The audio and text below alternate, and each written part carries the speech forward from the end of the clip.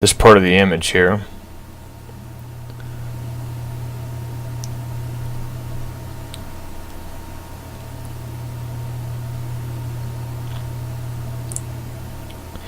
Any day now. There we go. Alright, select as best you can, and then we're going to need to zoom in to make sure we got exactly that piece of extra image and nothing more, nothing less. Hit Control X to cut it, and our extra piece of image is gone. And then we'll come over here and paste it, hit M to move it, and we will move it in place. Zoom in so you can get it almost pixel perfect, and it looks like I just did. Oh hell, I don't have to move it anymore at all. Alright, and zoom out and you just paste it in, even though now, as you probably didn't see a moment ago, here, let me undo that paste. Now before I pasted that in there, it probably looked like it was fine, but zoom in and you can see that it's not. What you actually see here is the background that we just moved over. We pasted on top. We pasted this background on top of itself and moved it over. That's actually off center. That's off, as you can see. There's supposed to, as you watch the top half, there's a piece of red that's supposed to be coming down here, and that's pretty much what we just did.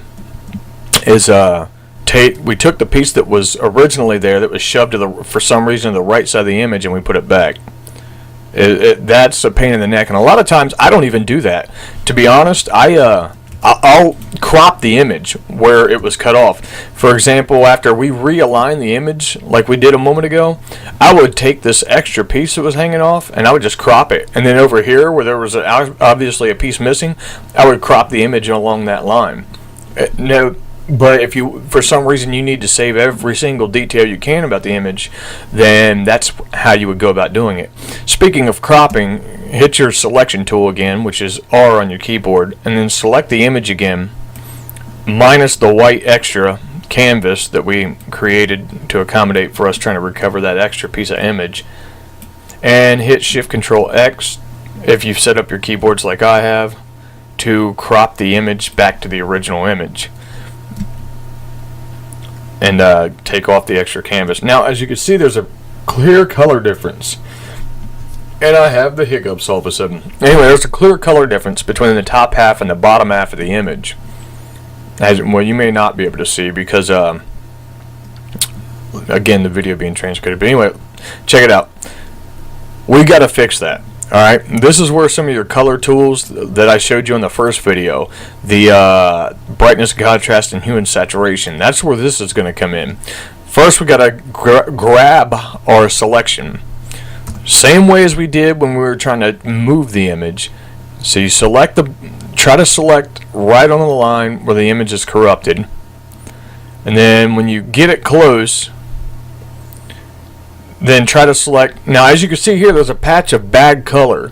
Leave that out. You're not going to be adjusting bad color. You're going to be adjusting a bad image, and or the pools of color. We're going to try our best to recover them, or not to recover them. They can't be recovered. We're going to try our best to patch that with pieces of the original image. So go ahead and fuck. I didn't hit my modifier to add to selections, so that means I got to make my selection all over again. Not a big problem, but it's more of a pain in the neck. Alright, remember to hit your shift button to add to your selection, otherwise you got to start again like I just did. It's easy to forget too.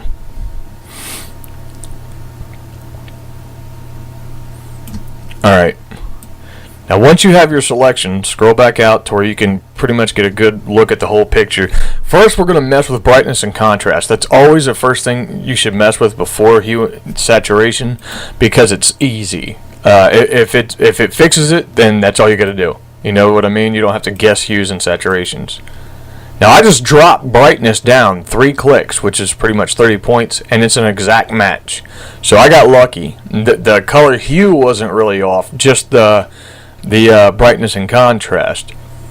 And we can verify that by clicking OK and then clicking our selection off the image somewhere. And actually, no, undo and read. So we've got our selection back. And undo again. I'm actually just a hair off. I need to actually use contrast a little bit.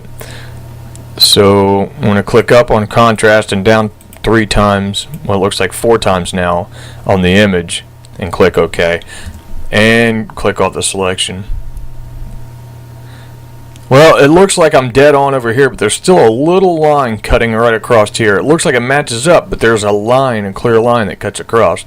There's not a whole lot you can do to get the colors. I mean, you can get them close, but anyway, with this line right here, that'll be easy to fix.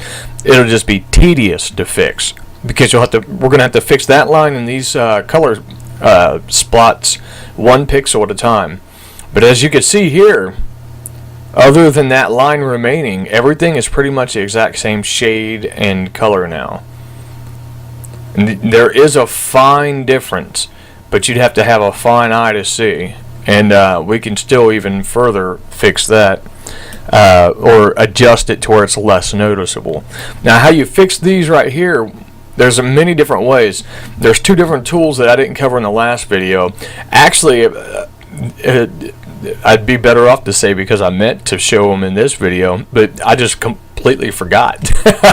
So, luckily, we will be showing them in this video. One of them is the pencil tool, and one of them is the stamp tool, or clone tool, I guess it's called here. Yeah, there it is. Alright, so anyway, one of them's a pencil tool, one of them's a clone tool. We'll cover the pencil tool first, even though the pencil tool will really work for both tasks we're about to do. The pencil tool would work fine. Actually, it probably would work faster and better, but we're going to use both tools on both different tasks. Alright, now as you can see, or not see, depending, the outline for the pencil is actually a lot bigger than we need. This line, this bad line right here that cuts across the image looks like it's only 1 pixel wide by 1 pixel tall. So our brush, we need to reduce it down to 1 pixel. And I believe that's just, yep, that's a 1 pixel. Okay, now we got a 1 pixel, and here's where the pencil tool kind of kicks ass. You hit Control to select a color. For example, if I hit Control here, then I selected pink. If I hit Control here, then I selected green.